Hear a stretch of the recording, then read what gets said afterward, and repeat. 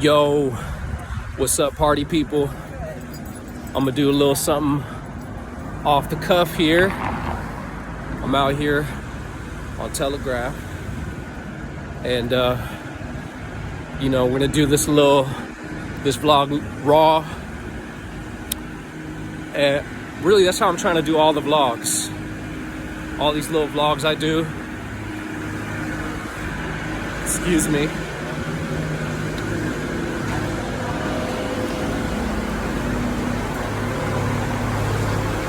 Fucking woo!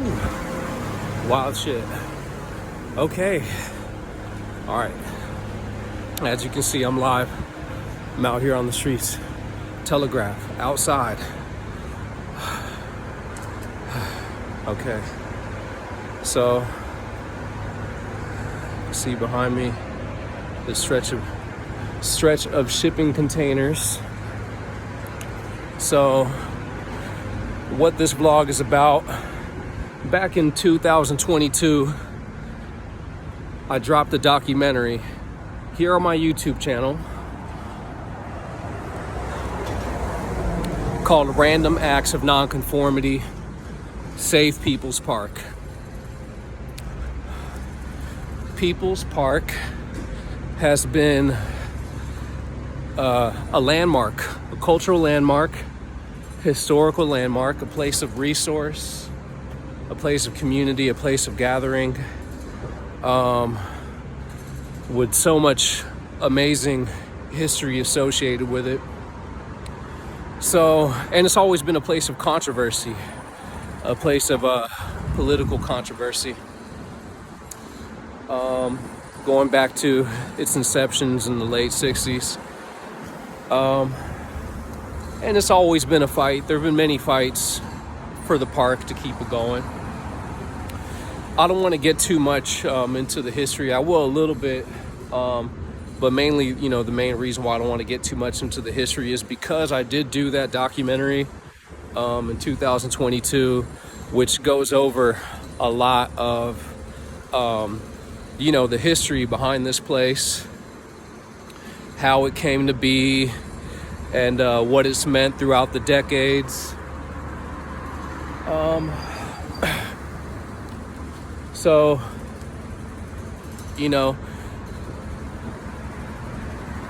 now this is what it is. Since the documentary, I'm doing this update also for people who checked out the documentary that aren't from the Bay or aren't in the Bay and aren't tapped into what's going on. I mean, even in the Bay Area, like, a lot of people don't even know that this is going on or that this happened. So I mean, I guess in that way too, it's still relevant. Oh, check it out. You can see. Sorry. Oh, I'm trying to do. Look, I'm doing it off the cuff. That's how I'm doing these vlogs again. But shipping containers from Telegraph all the way to Dwight. Well, what's once stood here was an open park, had a community stage where concerts were held, where people spoke.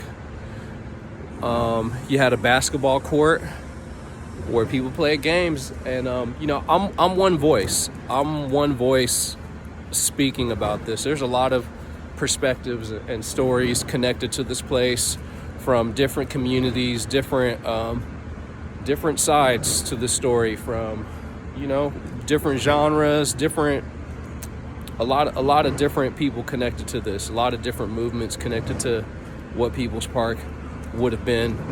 But it's been a legendary place, period. And people have come here from all around the world. People have come here from all around the world specifically to come here. Now, fast forward to 2020, they did a number on us. I'm gonna keep walking around just so we can see you know, how many of these shipping containers there are, so you can really get a full idea. A lot of money being spent. They got 24/7 security at all four entrances, and inside right now they're doing demolition and construction, tearing up the ground. They're going to put a building for students there. There's a lot of thoughts I could rattle off about this. I'll stop for a second, but I mean, one, UC Berkeley used to be like one of the hardest like schools to get into. I'm not a college person. I didn't do college. I'm not into education. Education didn't work for me. You know, it's not for everybody. It's not the way for everybody. But now there's so much indoctrination out there right now in these times. They want you to think that education is for everybody, and that's the only way to have a life. But you know, it's not for everyone. There's different mentalities, different minds, different talents, and you know, we're all meant to learn the world differently. So now you have an oversaturation of you know, an influx of students who are just being, you know, pushed in here. Look, here's the thing. They use the students.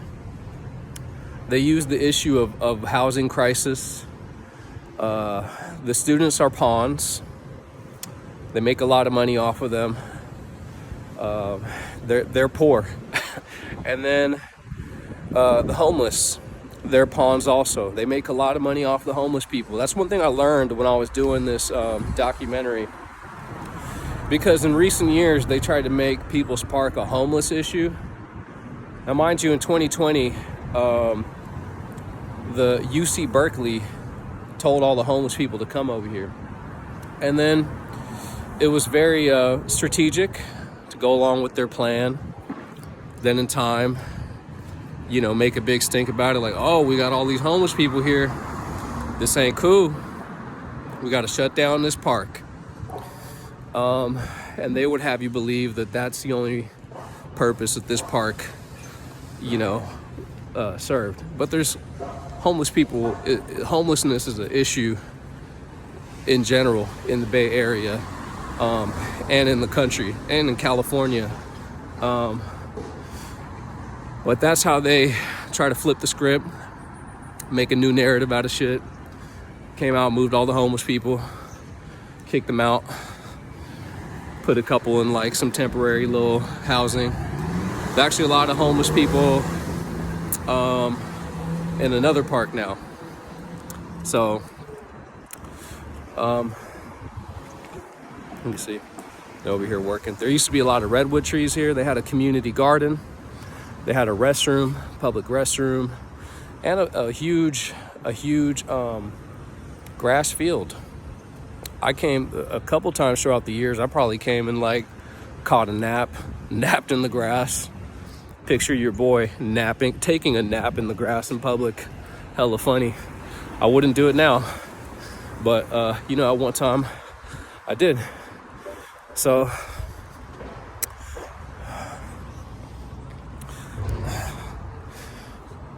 yeah. So I want to go back to the documentary. 2022, I did that documentary. And damn, what I want to say about this, it's like, you know, I did it from the heart, man. I did it from the heart. You know, they were moving in on the park. They had came and kicked out a bunch of people. They started chopping down trees. They went and at the time they had went and like dumped piles of like wood chips and just, you know, crap all over the place. You know, they arrested some people. They did all kinds of crazy shit. And they were really moving on the park. And it looked really grim at the time. And I was thinking to myself, like, what can I do to like contribute to this cause that I care about? Because I care about People's Park. What can I do? with urgency too. So I ended up shooting and filming a documentary that covered the history of this place.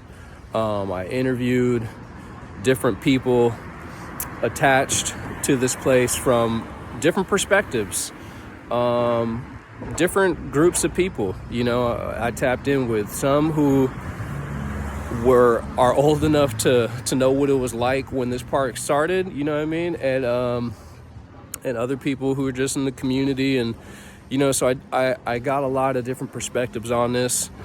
I busted my ass on that, and I worked with what I had as well. I didn't have a budget. I did it all like myself, you know what I mean? I've been gradually stepping my game up in terms of like being like I don't even like to use the word, but like a cinematographer or a film guy, music video dude, visual dude. I've been like gradually stepping it up and learning as I've been going and just making it work with what I have.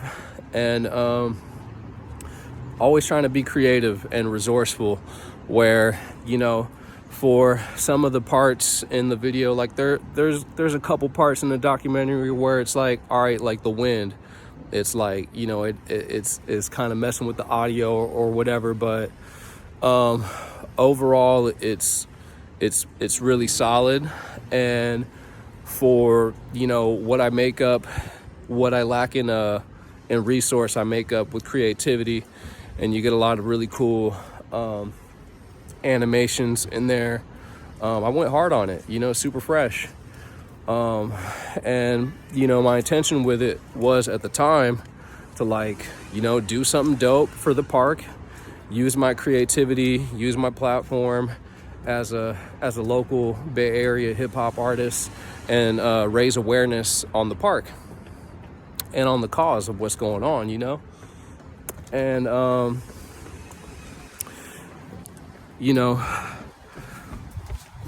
I did it with urgency too. So I wanted to get the message out there as quick as possible.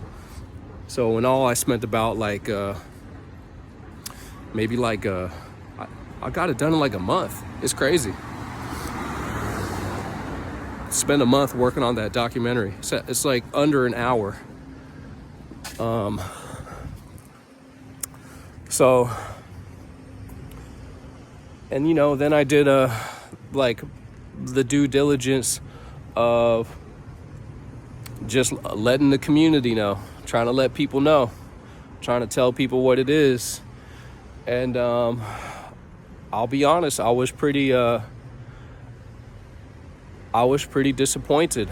I was pretty disappointed at the time, and felt like a lot of people slept on it and didn't peep, what I was trying to do, or the documentary, and I felt like a lot of people also didn't at the time appreciate the significance. So,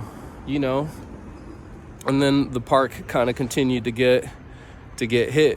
As you can see, it got hit more and more. So at this point, it's kind of like RIP, pretty much. That's how I look at it. Some people are still trying to fight for the park, to make it come back. I don't know. Maybe miracles can happen, but I guess what I want to say now is what that taught me. It was pretty hard. It was hard to deal with it, because it's emotional. There's a lot of significance to this place. There's family history here too, with my wife and her father being like a people's park ambassador and legend. So it really hit close to home. And it broke my heart. It broke my heart. Not to say the documentary, people who peeped it, they dug it, and I definitely got props for it. But in terms of trying to get it out to different publications, trying to let all the local hip-hop platforms know what it was and what I was doing. People like more or less dropped the ball on it. I hate to say it. I really hate to say it, but it just is what it is. And also, you know, what I understand about that too is this is a part of life. There's so many wars being fought right now in the world, locally here too. There's so many fights going on. So many different fights going on in the world. So many different battles. And you got to pick and choose your battles wisely. And you got to, you know how to take a L and keep it moving. You know, to keep going. Those are important lessons to learn as spiritual warriors. The nature of life on this planet is spiritual warfare until we're otherwise notified. That's what it is. So this was a battle that for me was worth the fight. And even with the disappointment of seeing this and dealing with that and the heartbreak that comes with that, and even with feeling like, different platforms were sleeping on the project and probably, I felt like more people should have got involved and put resource into raising awareness. But with all that said, you do what you do. I did what I did, and I felt called to do it, and that's the important lesson. And then to be able to keep it moving and carry on. But even with the loss, it's important to remember what it is that we lost. It's not just you got, crucial piece of Berkeley history, Berkeley culture, Bay Area history, Bay Area culture, but not just that, American history and American culture, because you're talking about the free speech movement, and you're talking about the anti-war movement, and you're talking about the, flower power to the people. It was like a lot of revolutionary shit, counterculture movement, tie-dye movement, all that shit. Young people speaking their minds, young people, leading the way. Now, today, one thing I notice is with the way everything is, the people kind of have a funny way of trying to look back at things in history and putting their own spin on the narrative, politicizing it for their own agenda. But, if you're going to go back and look at this, just look at it for what it is. Don't think about it through any one particular lens. This is American history right here. Free speech, anti-war. You know what I'm saying? They definitely, over time, messed up the movement with drugs and got people all fucked up on drugs, and they'll have you believe that that's all it was about, but so much more. So many lives have been changed through coming to this place. So many lessons have been learned, so many memories, and but just think about this though, like how much money they put on for this. It's a lot of money. All right, y'all. That's just my update. I wish I had more to say about it. I feel like I've said a lot. And yeah, go watch the documentary. Random acts of nonconformity save people's part. You might learn something. It's pretty cool. All right, y'all. One love. Peace.